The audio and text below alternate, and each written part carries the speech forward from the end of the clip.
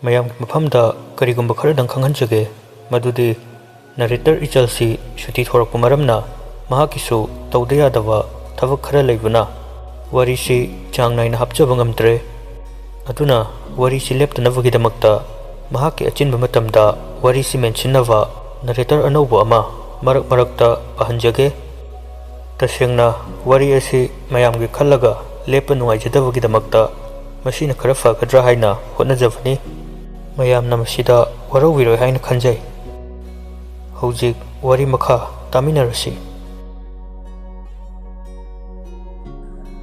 Newton su machena themjinbiduna imungda pusilai numitu asumna mathong maram khangdana loisinkre anganba ayukni Henry tumba hek hagolakpaga hanagi maongda Piktru khoida chatnava haiduna prap loisilli Henry brush tawraga mirror da haifet yengubada Piktru cheli haibagi saktam du urai Henry khanghaudana magi mihuldu lai brush ka laktana langthoki aduga mingsel du hanagi asokpa makhutuna amukasu thinjilli Henry thamoi sokna solai aibo su sitana nangna chenba sala somdana Divyaluxmi du Henry bu yengadra Newton bu yengadra awaba ama oire Henry di amarom da khara fai madi wakhal fazin bangami Piktru bu siknava thamlaga adubu Newton di angawba amagum leire Divyaluxmi na themnaba kayarak hanu hotnai ibungo macha yarese to nanga maga lamba yabra adumba nupidine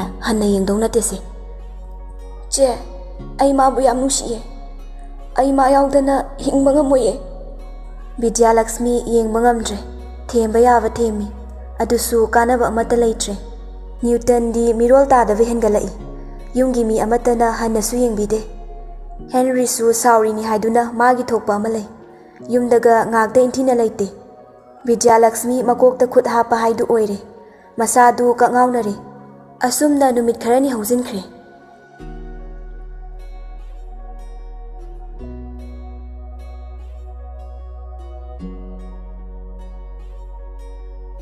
somdana Piktruna nokhaiwa luhongbadi karam kanda hongsi haino tompo ulai parai tawraga khumai kon marriage tawraga adum samjin seba kaideno da nokhaiwa luhongbabu lona thukna loisingadra sibu kai kaige mi mayam su tawnarisidi Piktru yam nungaitana hairei idea du yaba ngamoye migi mangda chawna luhongani aigi yengnaba oiriva Henry gi imungda su invite tawraga moigi mangda lenagani tompokti mihul yaudre pakhatpana su loire talakduda Divyaluxmi gi ko lai makhutta phone ama su pairivani aduna tava phone amadagini ring laklibadu Piktru ngakna nokhaiba nang phone ani paibro tompo pakhatna latla tawna khumai kaino ni thabak Piktru pisumani du suklaga kaino thabak haide tompo khumang kanglaga hairei thabaki phone amaga aigi private ki amaga thammane Piktru noglai adu haibasi humang kangnabra nangbu nupiro adu ikai thiriduwa tompo kharadine tai amuksu phone du lai Piktru na phone du tompo ki pocket tagi tabla aga oke tawi tompo ti fakhatpana lawai satkre thina chairei kaina nang tawrisa ngawbro nang phone si paibe ai khangde yade khangde Piktru ikai basupoi aduga mapi ira chena phone du amu pirei tompok nakanda thoklaga phone du okhatli Divyaluxmi na yambo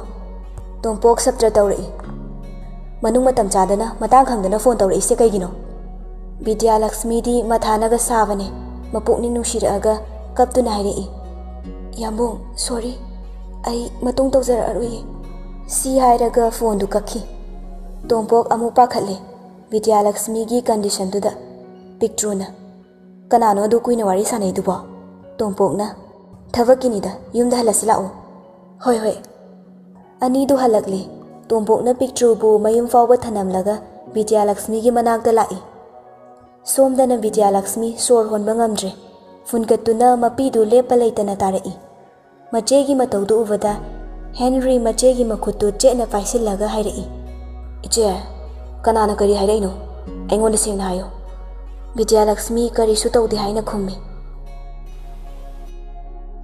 Talaktuda tompoksu yopsilakle. Muthina haibadai masu yam pakhana sensilai. Adubu Divyaluxmi gi oiramliba phifamdu ubada tompokna thoi khonjela du tabada Divyaluxmi yengai. Adubu tompok oirambadagi hena mapukni nusirakduna kapai sor thingba horakle. Henari pakhana iche tompokna manakta sangsilaklaga Divyaluxmi gi makhutu pairaga nusiba wahai wata kayana magi thamoibu khudum channaba ingthanaba hairai. Ngayak leiraga Divyaluxmi su khara hantharakle. Lei machanglaklaga yaima mapanda tho imang nupaga wari khara sasano. Henry su thokre. Adubu yamna nungaitaba amana Newton di khangde masadu fifam kaina leiribani. Kari chari kamdauri haina hangbide. Mabu senazaba Divyaluxmi su masangamdaduna laikre. Tompokna Divyaluxmi konsillaga hairai. Thoi kaigino dumain tauriduba ai yengba ngamdiye. Divyaluxmi kappaga hairai. Ngasai nangna haido ai nungairamni khanbro. Somdasu aruba meeting ama oi taurine. Ai matungda phone ga taura aroi. Yambungsu aingonda phone su tawbirakte. Si hairaga amu kappi. Kapchet pisidi aigi thabakna yada tawbani. Hek yabaga adum tawraktoine. Aiga wa khara khanase. Kai wano. Hayengdi nungaitre. Piktru khoida hangjit ibani chatluse. Tompok mamitu lauthoklaga kariya Piktru khoida. Divyaluxmi ngakna wafu hailoitri nangbu Piktru masa khangbra. Tompok noksinaraga khangdiye. Ado akhoi bungo machase yadre. Matam kharadi maga loina biyo haisase. Tompok su bab oi hodraduna hairai. Oiroida. Kaigi. Mana yadrasu aina makhong kolaga haizagani. Hausik ibungo machagi fibamse yam thina sokle. Divyaluxmi na serious ta na haiba mayamduna tompok mabukta khalai. Newton nangsu nathwaidi hingduna chatkibadu mathangdadi nangisu aroibani. Ngahangtang leiramaga tompok su mayumda hankre. Henry su sauribani haiduna Newton da hana yengde. Masina Newton kaidori haiba khangde. Newton gi ka manungda changai. Newton di mamai mamit kadu imak maksinduna fifam kaina leirami. Henry madu uvada changsilaga ibungo macha. Newton machinda solai. Ichan ai yam ware. Nang aigi inangta lao. Henry Newton gi masadu nomi. Ibungo macha nang kai daure tayaida hayo. Newton mapi chadum taraga hairai. Tayai kaigino ibu ko bitriba. Ai am lali. Tayai na yadaba thabak ai amata tawraroi. Henry su Newton gi matawdu yengba ngamdre. Tayai lali. Kaigi inawbu nusiroidoino. Tayaida nangi apambado hayo. Newton ikai iki pumba thadoklaga hairai. Tayai ai mabu nusiye. Talaktuda Divyaluxmi changai. Henry na iche. Divyaluxmi na now kamai tawsi haino siba. Henry Divyaluxmi ga su wa kaya ama khanare. Newton gi matawdu yengba ngamdraduna Divyaluxmi na hoi hangchise ibani chatlase. Asi hainadana leire. Matamdi sum hausinki. Numidangi matamni. Piktru khoigi sumangda police ki gari mari thaujalai. Police nupa amana yumsibo kana laige. Amurak anira koila lawi. Madu tabada tombi khoi Piktru khoisu loina thoglai. Tombi na ibungo kaidore. Piktru ai si kanano. Tombi na hoi chele ibungo. Piktru na che pabas imung damda pusinkro. Tombi na asengbani chele paudi 100 Police amana thina ngangai. Oi ahal ngawbro kaino. Choitrang patrang ngangingaga na imungda ngangucho. Thembi na namdana tombibu imungda pusinkre. Piktru mapana manata thirasu mina ngangbadu nungaizade. Sir khoisu wa ngangbada khara fazana ngangbiyo.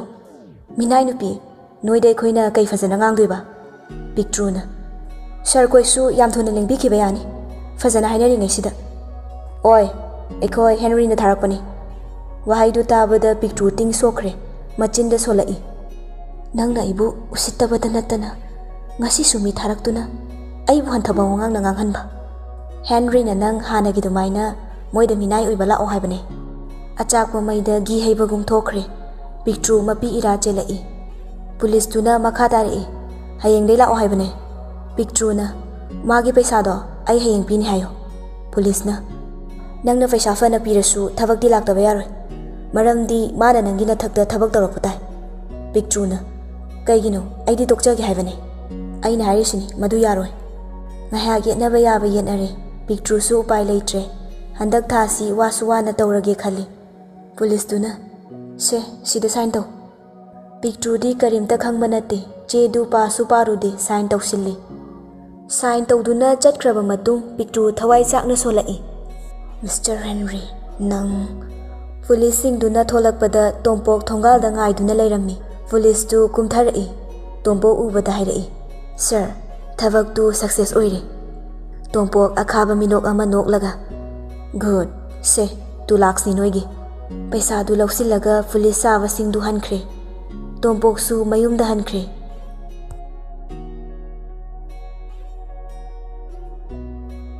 Somdana Piktru mai haure mache da pau du tammi. Thembina madi minati sa ne sa. Ado tamosani da gol do. Piktru su tompok da gol tawrai. Tompok su okhalai. Piktru na nokhai ba ai iyam kai ko. Kaino nangna hojik su nokhai ba kauri se. Tamora dadara ma ko. As amta ngai ko se. Ai nai sem ta tawo. Kaino Henry haiba Mahatarzan duna hayeng moi da thafa karak ta ba yaruina. Police ka tharai. Tompok na khang da ba saraga hangai. Adogi mi do kamai tawdoino. Warasu wana handak thasi satlagi. Ani du ngai hak tang wari tawraga phone du thamnakhre. Numit tu asum na hokre. No ngale Henry koisu Sunday oibai thabak ti khara komi. Mayam atai su magi mathau tawna duna lainari. Talak tu da Piktru yam tapna yum du da changai. Madu ubada muthine chairai. He, kaino nangna yum sidaga changai se. Piktru kemta khumde tumina luktharaga lai. Mi atai su tara duna thoglai. Henry su magi pocket tu humaga kumtharai. Divyaluxmi di harau bada loire. Lairiba mayam du di paisa pamdana la ini haina khanakre.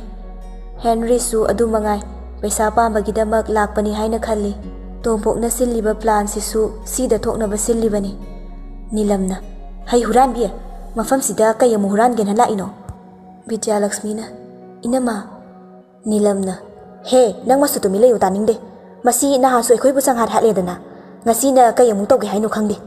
Laimana fange ngangsin amana fange ngangsin mayam changdana ngang badal oire Piktru du. Piktru di kaibu khumuni mapi ira chena tumina lukthaduna lay. Henry na laurai. Yare to o. Laimana makha tarai. Natte ne nang bu kanana la ona yum sida la ino. Piktru Henry da haifet yenglaga khumge tawi. Adubu Henry na hana khumai. Ma aina la ona la anmane. Henry gi wahai du tabada mayam du makha tadre. Tumin lainai. Henry na iche ma pusilo. Divyaluxmi harau na Piktru bu magi kada pusilai. Aduga Newton gi maramda wari kaya hairaba tungda. Piktru na hoi iche ai handak thasi madi loinarage. Asi hairaga Piktru Newton gi kada changai. Piktru na ka manungda changakpada angakpa haidu oire. Kadu gi faklangda Piktru gi photo kaya theliba madu ubada machinda solai. Kaigino nang na ibo suk nungsibirami ba. Handak mapoksigi oina nang aibu warau ganuko. Aidi aigi thawai kanbiba mabu aigi oige wasa ure. Tanjadu da Newton fifam kaina washroom dagi thoglai.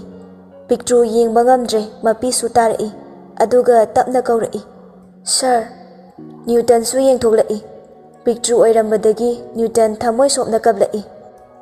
Ichan, kaigino nangna asuk ngana aigi thamoi gi wahi amata haiba nangna na tawriba mayam sibo.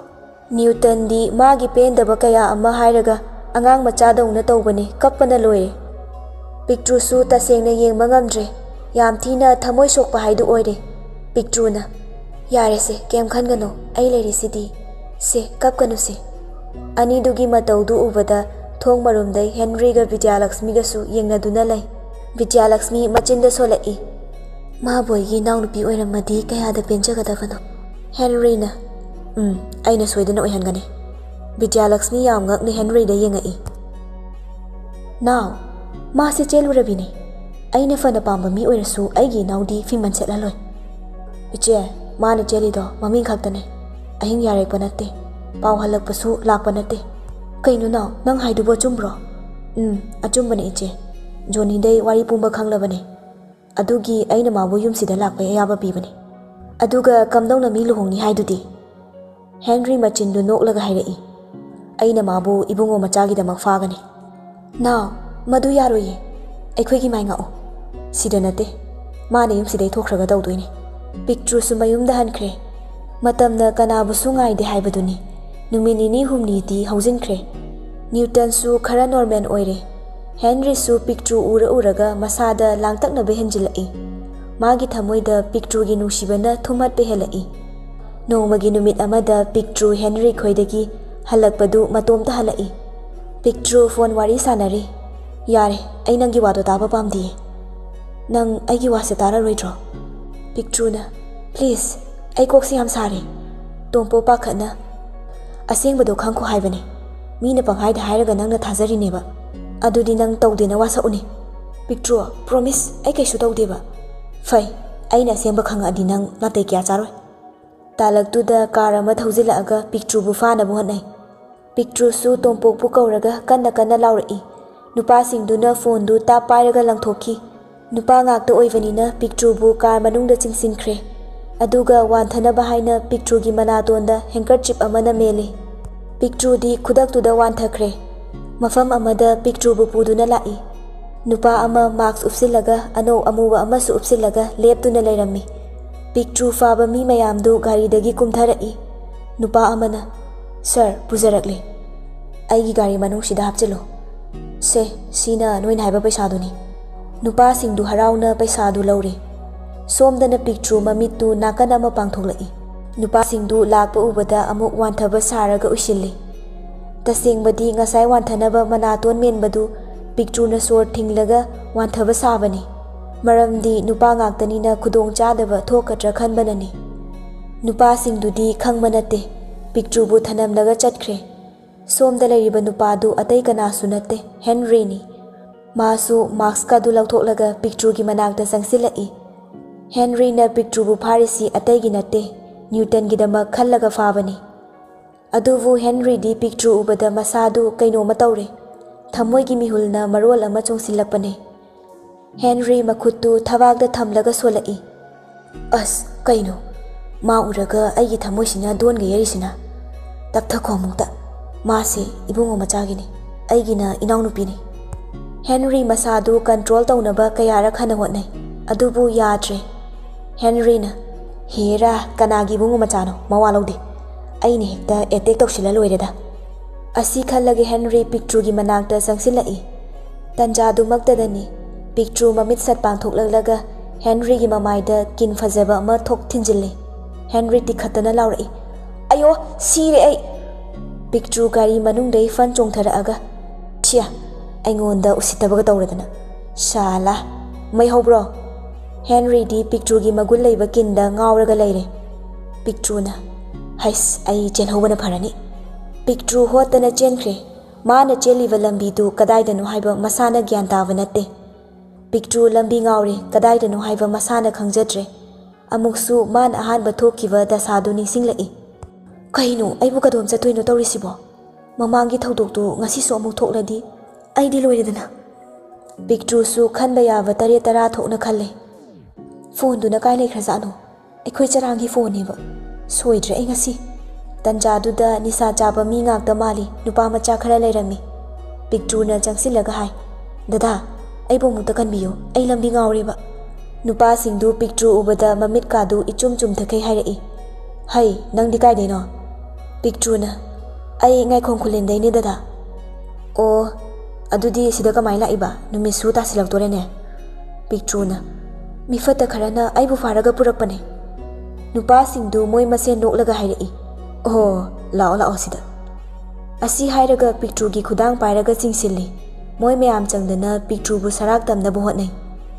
Piktru su angambu upai tawraga nupa singdu gi makhutagi nantholai. Piktru pakhatpa ki vehen manmana Henry gi maikai tamna Henry bu kau dana chelai. Tarzan, tabro. Oh no, Tarzan kauradi saurani. Khara harauzanaba. Boss, ai bum takanbiyo. Somdana Henry gari du yadavai semdana leirami. Piktru Henry gi manakta sensillaga ꯃꯤꯅ ꯁꯦꯝꯂꯤꯕ ꯒꯥꯔꯤꯗꯨꯒꯤ ꯃꯊꯛꯇ ꯐꯟ ꯍꯦꯛꯇ ꯆꯣꯡꯈꯠꯂꯤ ꯑꯗꯨꯒ ꯍꯥꯏꯔꯛꯏ ꯕꯣꯁ ꯃꯤ ꯐꯠꯇꯕ ꯈꯔ ꯂꯥꯛꯑꯣꯏꯕ ꯑꯩꯕꯨ ꯃꯣꯏꯅ ꯁꯔꯥꯛ ꯇꯝꯗꯣꯏꯒꯤ ꯇꯧꯋꯦ ꯍꯦꯟꯔꯤ ꯀꯩꯝꯇ ꯊꯧꯁꯥꯗꯅ ꯍꯥꯏꯔꯛꯏ ꯇꯧꯍꯧꯗ꯭ꯔꯕ ꯅꯠꯇ꯭ꯔꯣ ꯏꯠꯁ ꯑꯣꯀꯦ ꯑꯩꯅ ꯇꯧꯔꯗꯣꯏꯅꯤ ꯍꯦꯟꯔꯤꯒꯤ ꯋꯥꯍꯩꯗꯨ ꯇꯥꯕꯗ ꯄꯤꯛꯇ꯭ꯔꯨ ꯈꯪꯄ꯭ꯔꯦꯛ ꯈꯪꯉꯤ ngasi Henry gi maong amadi wangang sangang du mangni haina Piktru na khali Piktru matom ta kana nok thoklai Henry ngakna kaidora Piktru nok laga ngasai dagi aina wana cheli ba chongi ba mayap sa manga oirame haiba Henry su nok thoklai fana dum nungai ri he nangi wata sidi adu oiradi ai ngasai do tawgedana mangni game tawroi Piktru nok pa chak lepti aduga is mi ekoi saina folk taibang da dilaradana mangda folk tawdri Henry Piktru bu tanara iba mi du magi missing du ni haina adum lei Piktru makha tara I ayam pende nangko kaige taibang da nangna ingon da ngangbani na mangda aina ngang horage Henry di Piktru gi nungsi ichel du hena chelak pagum tawi magi matau du uraga Piktru na isai dum sake tarza talak du da ngasai gi nupa sing du amu Piktru bu thirai moi ubada ada leire nathon gano Henry magi khulai singdu amata yawraktre gari tawni haiba khangdre gari su yasilaktabaga Piktru na kamai tawduino sibo manglo taibanglo tawri sibo Henry upai lereroi haiba khangle maramdi ma matomtaga laiba mayamduga Piktru na mangduna leiringai duda Henry na makhuttu tap launa chinglaga cheli Henry Piktru thengubadagi kaino matawkhre amuksu pangal hapaga chap hengmanai ani du mafam marang khangdre lambi du pakchen de chen bada matam di sum haujin ki ani du mafam amada lotuna leire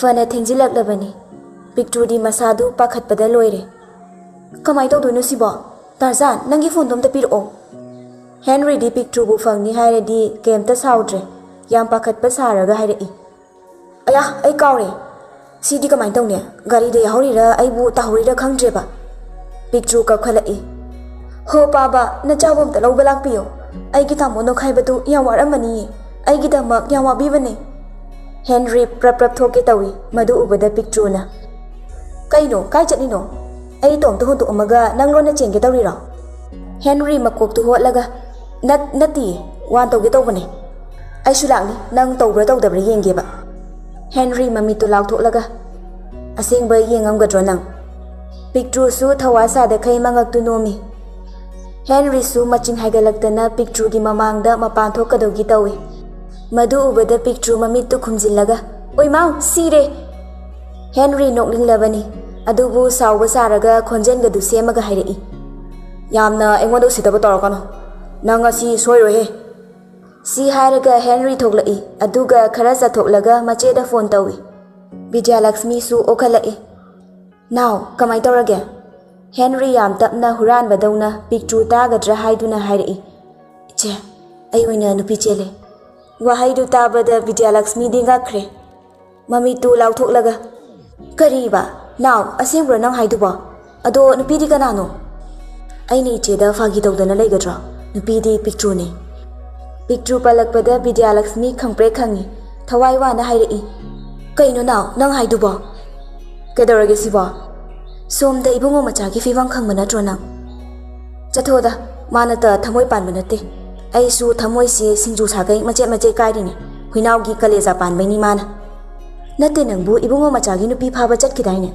aduga nangna oina somdana as fibam khara phagat tangai re yare mada nate ai su fibam yam sokhrajani talak duda Piktru na kaino boss loidru boss ipo Henry mache da tapna che ayadre phone se thamage ko op laini ngai kho kai da lairino waroi chingda lot bachatli yare se thamage phone du thamkhraba tungda Henry Piktru na check soidana tawrakani khanduna phone du langthoklami Piktru mami tu yam munna yengaga hairei ai nangsa yam chingne aduna nasada keke amu yepamdana check amda tawge lao kaino kem yaudi tanja du maktadani hangoi ama gulauna khongai madu tawada Henry mihun chekhatkre Henry Piktru gi manakta sinsilai madu ubada Piktru na makhuttu ngakthok laga he kaino changsilakanu ngasi I chongnani ko Henry amuksu tumina lepi kibanadi loire. Anidu lambi su ngawkre. Sum lakpada kihomgi farm ama pikna khangpok sangama lairami. Madu ubada anidu changaga lay. Piktru di ngasigi numisi pura great ni mana orisi. Oy Tarzan, nang charusi khara puro. Sidana egi. Aswaidana nangi. Henry masagi maching ama lairibani. Oy ka sizinnarakpada isawgalai. Henry maya chiklaga. Oy kaina nang aise kanano haiba masak muna khangdabra. Asi hairaga Piktru gi manakta sangsilai. Madu ubada ngasaidagi afawba saramba Piktru kisilagli. Maramdi midi nupani tawgida ngambani. Piktru tungda sumhallaga hairai. Tarzan, no, sorry boss, I am lali. Matungda tawraroye.